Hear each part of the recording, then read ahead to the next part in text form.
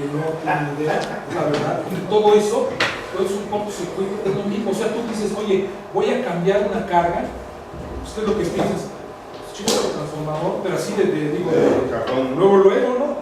No necesitas agarrar una IBM 360 así, y una que tengo que checar. Si vas a cambiar una carga, vas a alimentar algo nuevo, no tienes que correr, ni que correr el programa, vas, corres y ves el transformador, ves qué corriente tengo, qué capacidad tengo, qué es lo que voy a cargar, y adelante. No tienes que hacer una obra de servicio, eso lo venden arquitectos.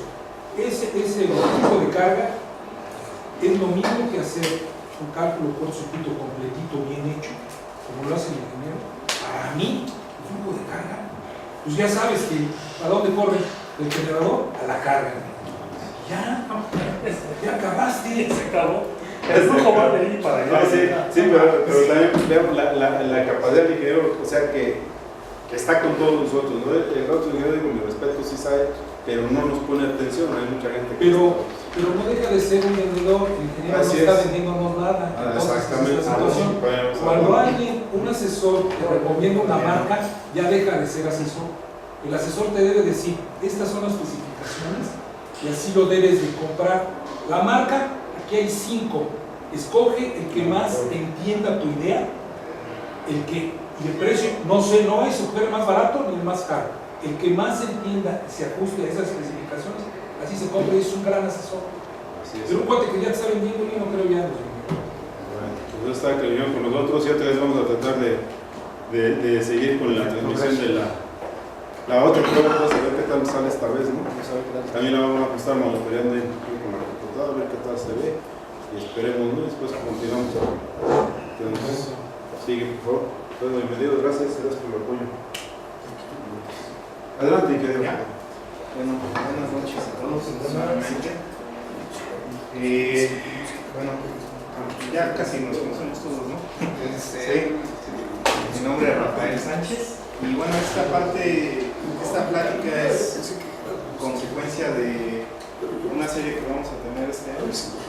La primera que tuvimos hace ya casi, creo que 15 días, fue de cortocircuito, ¿no? De conceptos básicos de cortocircuito. Exacto.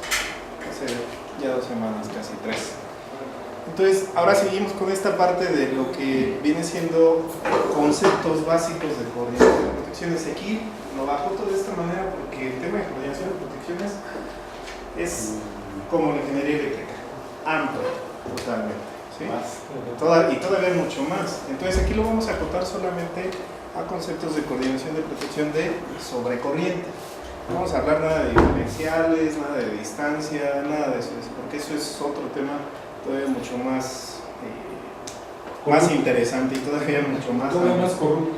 Exactamente, sí.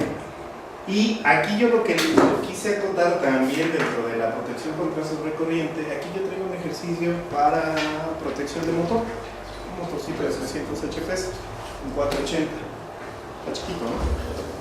Entonces, lo que vamos a hacer es, voy a explicarle cuáles son los conceptos, como lo hice la vez pasada, y enseguida vamos a pasar a hacer, elegir los ajustes para proteger ese motorcito. ¿Cómo lo vamos a proteger? Lo vamos a proteger con un interruptor de potencia de baja tensión. Pues, algo que conocemos nosotros, el Master Pack. Con el Master Pack lo vamos a proteger y vamos a ver cómo seleccionar los ajustes para la protección. Traigo también las tablas de la NOM y alguna norma internacional que es también referencia, pero bueno, aquí sabemos que muchos manejan la NOM. Si ven que yo me equivoco, pues ya me dicen, ¿no? Le estás interpretando mal, etcétera, ¿no? ¿Ok? Entonces, vamos a empezar. ¿Por qué surge la necesidad del estudio de coordinación de protecciones? Antes de lo que nos indique la norma. ¿Por qué? Para despejar la falla lo más cercano donde ocurre. Si no, imagínate si no tuviera esa coordinación, se iría aguas arriba y se llevaría entre las patas todas las protecciones que están arriba. ¿Qué más? Proteger los equipos, ¿no? A distancia todos tienen una curva de daño, tenemos que hacer que opere de una manera que se proteja el elemento que está posterior a la protección. ¿Qué más? ¿Qué otra idea? Pues evitar que estés rezando en la noche, ¿no? Principalmente es de lo que dice el ingeniero Manuel, ¿no? ¿Sí? Acuérdense que, nuevamente, el estudio de cortocircuito, todo, hasta los objetivos básicos de la NOM nos dice que es proteger a la persona que está en contacto con la instalación eléctrica. ¿Vale? Entonces eso va a ser como regla número 1, ¿no? Enseguida vamos a decir que son los equipos. De la mano en ese mismo nivel, la continuidad del proceso, generalmente. Y como mencionaba el ingeniero, pues liberar la falla en el menor tiempo necesario para que no se agrande ese nivel de falla. ¿Vale? Entonces, de acuerdo a lo que nos dice la NOM, nos dice, en su artículo 110.10, nos dice, impedancia del circuito, capacidades de cortocircuito y otras características. Lo tomo así solamente muy breve. Los dispositivos de protección contra sobrecorriente, la impedancia total, las corrientes de interrupción de cortocircuito de los equipos y otras características del circuito que se va a proteger, se deben, es mandatorio, y coordinar de modo que permitan que los dispositivos para protección del circuito contra fallas operen para limpiar la falla sin causar daños a los equipos eléctricos del circuito y continuar. Nada más siendo esta parte. Entonces, ¿qué quiere decir con esto? La NOM ya nos está pidiendo que debemos de tener una coordinación, ¿no? No, las protecciones nos los pide para cada uno de sus elementos, pero nos dice esta palabra, coordinar. ¿Sí? Coordinar. ¿Sí? Nosotros podemos elegir un interruptor, un fusible o una protección de lo que sea, pero debe de estar coordinada con los elementos. ¿Sí? Puede tener una capacidad de 1000 amperes, 2000, lo que sea. ¿Sale? Entonces ese es como el requisito principal de la NOM y de dónde partimos. ¿Vale? Algo que nos surge en la necesidad. ¿Para qué es necesario este estudio? Ya lo mencionaron ustedes. Para cumplir con este mandato se requiere un estudio de coordinación de sobrecorriente en este caso. ¿Quién va a hacer este estudio? Pues el ingeniero eléctrico. ¿Sí? Era lo que ahorita hablaba el ingeniero Manuel, ¿no? Que esto se lo está vendiendo una firma de arquitectura, otras en forma de chiste, en ese sentido, pero finalmente quien lo tiene que hacer es el ingeniero. ¿Sale? No debe de ser otra persona. ¿De acuerdo? Sin embargo, es un hecho desafortunado que muchas veces el ingeniero que especificó y compró el equipo no establecerá los criterios o los dispositivos de protección. ¿Qué interpretan por esta parte? Muchas veces el mismo que compró el equipo no hace el proyecto. Y a la hora de hacer el proyecto es donde es la situación. La cuestión de que pasa el papel, pasa los N filtros y cuando llega a estar instalado en campo, pues no es lo mismo que pedir en un origen. Entonces, eso digamos es como que una realidad que finalmente eso nos viene a comprometer a nosotros. También es una realidad que muchas veces cuando desarrollamos un proyecto, el estudio de coordinación de protecciones se deja al último, mientras tú ya mandaste listas de materiales, etc. Y cuando corres el estudio de cortocircuito, de repente, por ejemplo, de lo que hablamos la vez pasada, tienes un nivel de cortocircuito, por ejemplo, de 90 kiloamperes y tú especificaste un bus de 100 kiloamperes, dices, híjoles, entonces nomás tengo 10 kiloamperes de reserva para crecer, entonces ya está limitado y mis niveles de protección de mis interruptores, sus capacidades interruptivas no me alcanzan a proteger, o quizás el fusible, si es que selecciono un fusible, su curva no me brinda la protección que yo quiero para hacer esa coordinación de protecciones. Entonces, finalmente es regresarte a hacer una reingeniería, ¿sí? Y es ahí cuando empiezas con los adendos, etcétera, etcétera, etcétera. Entonces, finalmente eso también es una parte pues, muy viciada hoy en día en la generación de proyectos. Siempre dejamos este estudio hasta el último, que es muy importante, porque de esta manera nosotros podemos especificar de manera correcta los dispositivos. ¿Vale?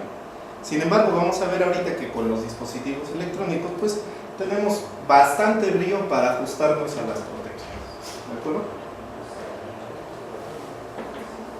Como mencionamos, ¿cuál es el requisito fundamental también? La seguridad. ¿Qué vamos a proteger? Vamos a proteger a las personas. ¿Sí? Si nuestros dispositivos no están correctamente ajustados dentro de sus características de corriente y tiempo, pues vamos a poner en riesgo a las personas. ¿Vale? Esto es muy importante, ¿sí? Los requisitos de seguridad de vida nunca se deben de ver comprometidos o minimizarlos. ¿Sí? Protección del equipo. Los objetivos de la protección del equipo se cumplen si los dispositivos de sobrecorriente se ajustan por encima de los niveles de operación, de carga y por debajo de las curvas de daño del equipo.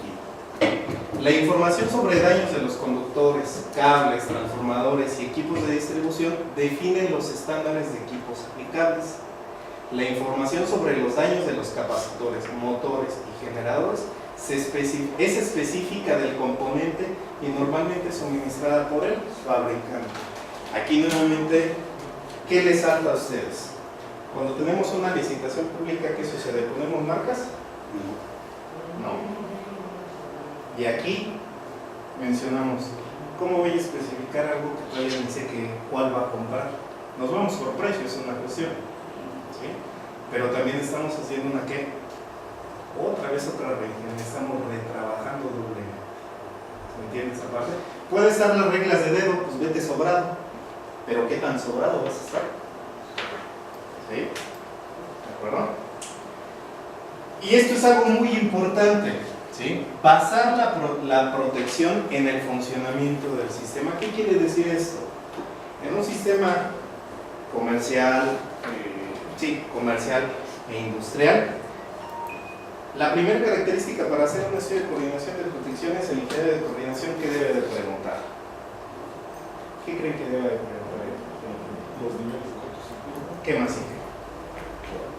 El factor de utilización, el factor de servicio. Factor de servicio de tus máquinas, ¿no? En las máquinas yo no puedo meter en una grúa lo mismo que voy a meter en un motor de una grúa que en un motor de uso continuo. Exactamente. ¿Cuáles son tus cargas continuas y cuáles son tus cargas no continuas? No continuos o intermitentes. Ajá.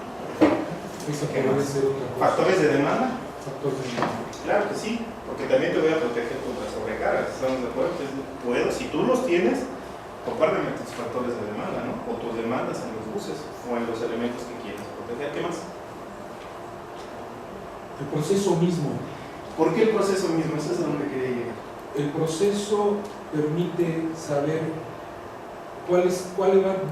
Tú puedes llegar a sobrecargar un motor si lo haces conscientemente. ¿Por qué? Porque el proceso te indica si el motor en determinado momento va a trabajar descargado por un cierto tiempo, medio cargado y cargado totalmente. Mucho depende del proceso. Entonces un motor de 200 caballos lo puedes trabajar 5 minutos, a lo mejor en 205, 206 caballos, 210 caballos, y 20 minutos trabajarlo a 140 caballos y 40 minutos a 160 caballos. Se hace una raíz cuadrada, si no me recuerdo, de potencia y te permite saber si ese motor puede trabajar. No tienes que ir forzosamente a un motor de 250 por ese pico de corriente o ese pico de carga. Exactamente. Eso lo podemos resumir de la siguiente manera. El ingeniero de protecciones no necesariamente es conocedor de cómo operas tu planta, ¿sí?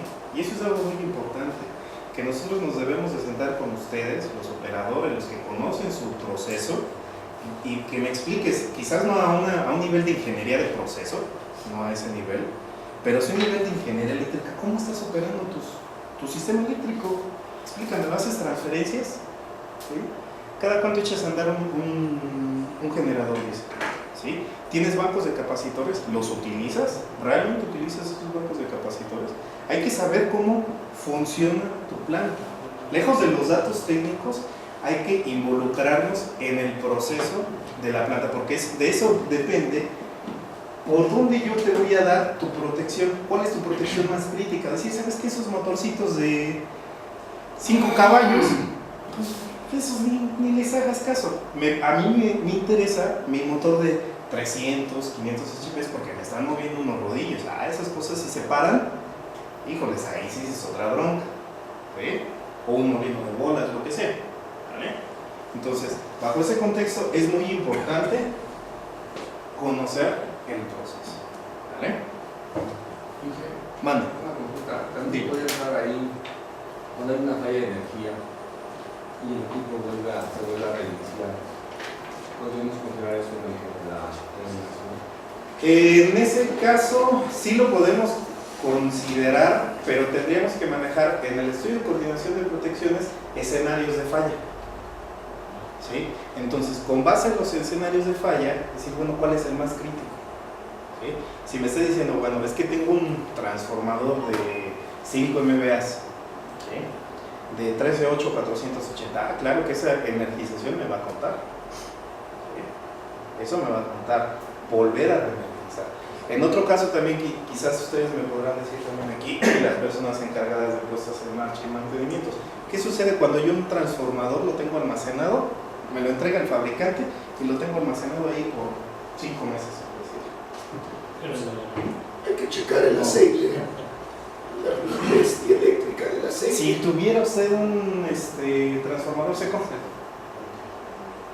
Bueno, pues tenemos que hacerles pruebas. mega, ¿no? ¿Sí? Órale, ya checaste, lo limpiaste, resistencia de herramiento, resistencia de devanados, etcétera. Ahí está factor de potencia, ¿vale? ¿Qué sucede en el momento de energización? ¿Qué te refieres con qué sucede? Que la corriente de magnetización es muy Muy alto. ¿Qué tan alta? Es similar a lo del motor, ¿no? 6 En el Fíjense, ahorita como yo les puse este escenario, 5 meses guardado. ¿Qué es Sí. magnetización? Eso es cierto. ¿Qué sucede? ¿Cómo le llamamos a esa? Tiene un nombre.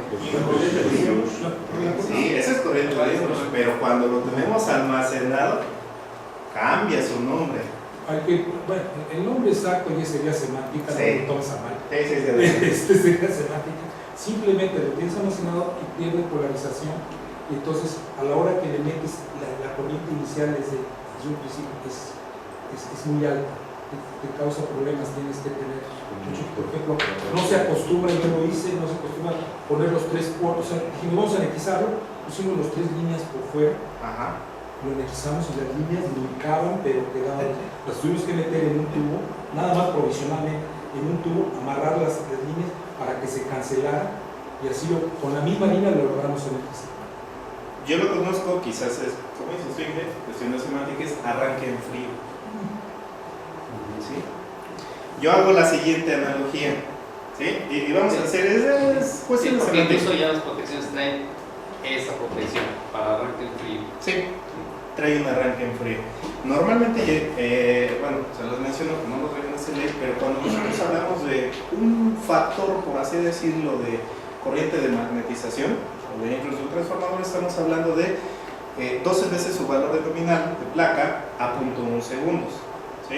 Pero cuando nosotros hablamos de un arranque en frío, puede llegar de los 18 hasta las 24 veces el valor nominal.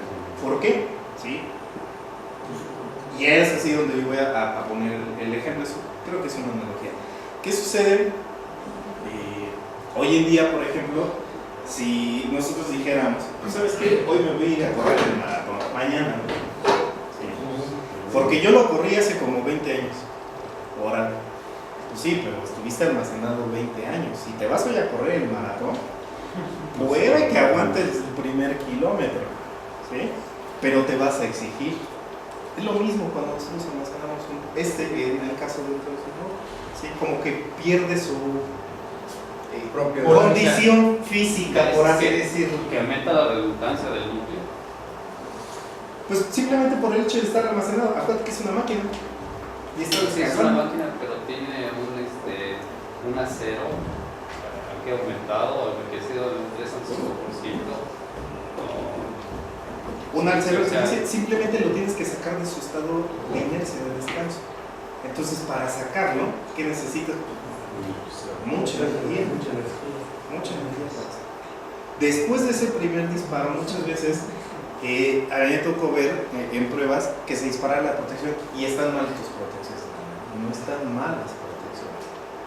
Lo que sucede es después de este arranque, sí, ahora sí ya va a empezar a funcionar correctamente. ¿Sí? Ese es ¿no? Sí. ¿Pregunta? ¿No? ¿Qué se puede hacer para ello? Pues estarle quedando sus lleguecitos. Es muy sencillo, eso es un transformador de 460, le metes 220, por el lado del primario, incluso del primario. Y es un transformador 23, obviamente es 460, según el perro es la perrada. Sí. Y lo energizas un rato, empieza esa Hay que trabajar. polarización. Hay que trabajar en vacío. Trabajando en vacío sin nada más le metes el voltaje, lo dejas ahí un rato, 2-3 horas, sí va a ser una carga capacitiva o inductiva muy grande, y la dejas. Y vas a ver que a la hora de meter, se acabó. A ver, las más checas, se va a calentar ligeramente el transformador. Ojalá lo pudieras poner en el cortocircuito, De hecho, en el secundario. sí lo ponemos en corto, metemos Pues sí, pero le metas muy poquito voltaje, Claro. y entonces regulas la corriente, sí, pero si necesitas, depende del perro, ¿no? Pero pues es una idea. Sí, digo, es bajo ese contexto solamente el Ok. comentario. ¿De acuerdo? Entonces, selectividad. ¿Qué entendemos por selectividad? Porque eso es algo bien importante en coordinación de protecciones. Ser selectivo. ¿A qué se refiere? No en coordinación de protecciones, no en ingeniería eléctrica, ser selectivo. Que dispara la que debe de ser. Que dispara la que debe de ser. Sí, bueno, no dispare aguas arriba. Exactamente. selectividad de selección. Es seleccionar, ¿no? ¿Sí? Que es el valor adecuado. ¿Sí? ¿Ok? Entonces, nos dice, los objetivos de la selectividad se cumplen si en respuesta a una falla o a sobrecarga del sistema, un área mínima del sistema de distribución, se retira el servicio. Solamente lo que yo quiera que se proteja. Estamos hablando ya de las zonas de protección. Una vez más, basarse en el funcionamiento del proceso. Por eso es muy importante saber el proceso. ¿Vale? Entonces, digamos que esto es así como que platicadito, lo que es un poco el por qué la necesidad del estudio de coordinación. Y lo que les mencionaba, vamos a ver, porque vamos a hacer el cálculo, qué nos dice para la selección y protección de un motor. ¿Sí? Y les muestro esta parte que nos dice la parte C de la NOM, que es protección contra sobrecarga de los motores y de sus circuitos derivados. Y nos dice en el artículo 430.31, en la parte C se especifican los dispositivos de protección contra sobrecarga proyectados para proteger los motores, aparatos de control de motores y conductores de los circuitos derivados de motores contra el calentamiento excesivo debido a las sobrecargas del motor y a las fallas al arranque.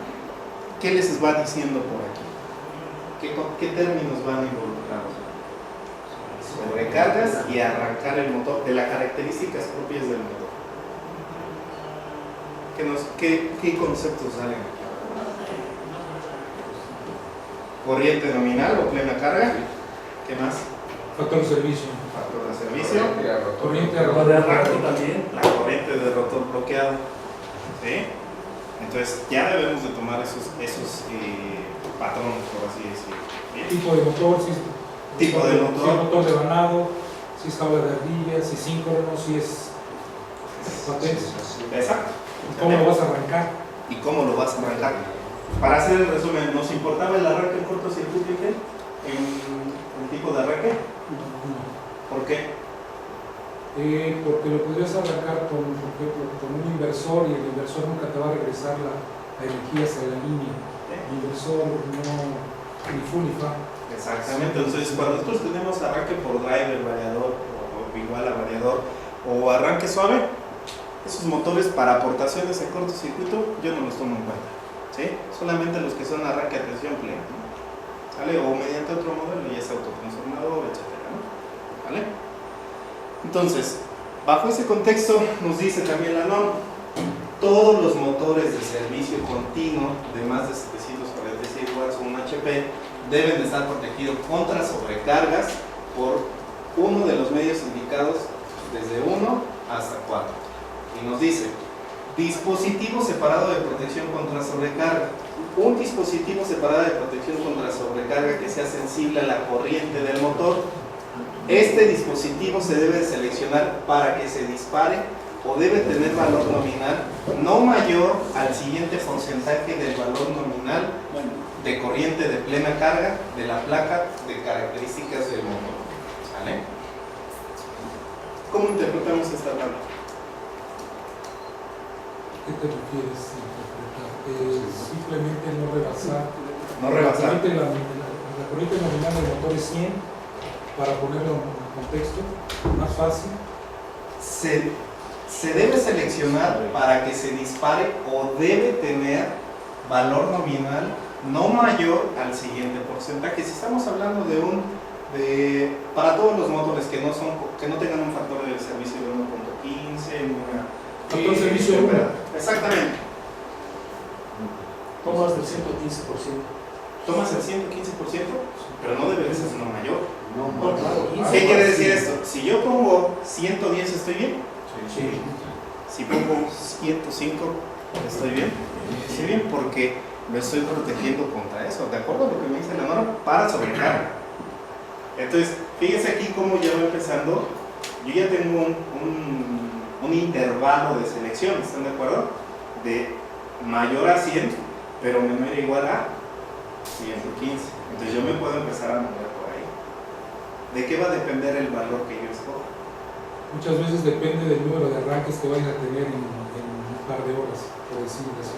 Si tú vas a tener un motor ligeramente sobrecargado, o sea, llevar un motor al 100, vamos a suponer un motor de 100 amperes, que pues, va a ser muy difícil. Y lo vas a andar trabajando a 102, 103, 104, el motor no va, pues la boca no va a hacer nada. Pero a la hora de que tú lo estés parando y arrancando, pues como tú dices, no es lo mismo recorrer 100 metros de un jalón que 100 metros arranca y para, gastas mucha más energía. Entonces ahí viene uno de los problemas. Tienes que tomar en cuenta también esas situaciones. Exacto. Entonces fíjense, aquí lo primero que quiero contar y que quiero que nos aprendemos es este 115%. ¿Sale? Lo primero. Para los que son de factor de servicio 1, ¿no? Sí, ahorita, digamos, vamos a tomar el más fácil, por así decirlo, ¿no? El ejemplo más fácil para que lo entendamos. ¿Vale?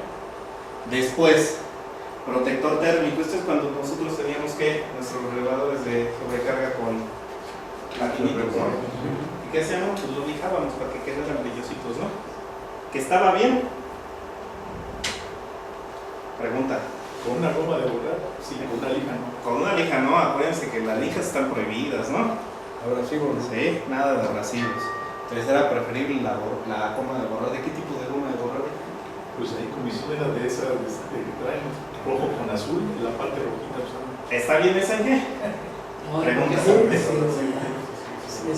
Qué elegancia. Sí, es abrasivo. Que según el perro es la pedrada. Muchas veces, cuando vemos un contactos, que realmente, porque en un determinado momento, ustedes eran muy elegantes, ustedes sí podían agarrar el camión. Estábamos en mantenimiento a las 3 de la mañana, que veías que se te quedó pegado el contactor en una línea. ¿Qué es lo que hacías? Sacabas la lima, maestro, perdónenme, porque con la goma de borrar no te hacías nada. Sacabas la lima, lo emparejabas lo mejor posible, agarrabas el otro, los tres más o menos, sacabas iguales. La bendición. Sí, que es el ámbito correctivo, yo estoy hablando preventivo, así. Sí, o sea, cuando ves medio planeadís, es que ya estaban pegados los contactos y había que utilizar la pincel para despegarlos. ¿Sí? Entonces,